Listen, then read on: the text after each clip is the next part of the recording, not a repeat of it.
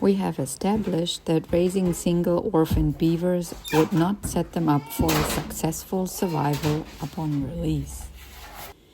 Pairing up beaver kids and raising them together is already better. It increases their chance of bonding and learning beaver social behavior. Due to the fact that it's impossible to tell male from female beaver from just looking at their outside, we've named the beaver kids in our care without concern for their gender. In honor of our friends Tom and Nelson, the kids were named after them. But wait, are both kids actually boys? Distinguishing beaver gender becomes a pressing concern in wildlife rehabilitation for later release as a bonded pair. As author Ben Goldfarb describes very fittingly, beavers, you see, lack familiar mammalian plug and socket genitalia. Instead, they possess cloacas, a rear vent that serves as the only exit in the departments of waste disposal, scent secretion, and reproduction.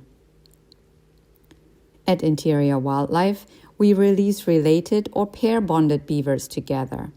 We do this in order to increase the likelihood that they establish a beaver family once they reach maturity after 2 years in care. And ideally, they will stay at the release site and build a wetland of their own where we set them free. So far, the theory. But how do we tell if we need to change their names? Beavers are known to have 2 different types of glands above the base of their tails. Anal glands are used to mark their territory, and castor sacs, those contain an oily substance they use as a type of hair conditioner for their luscious fur to be water resistant. We had to get a drop of anal gland fluid to do a sniff test of our own. Yep, that's right. The note of motor oil in male beaver anal gland fluid and the notes of funky cheese in females have told beaver field scientists for decades how to tell beaver boy from beaver girl.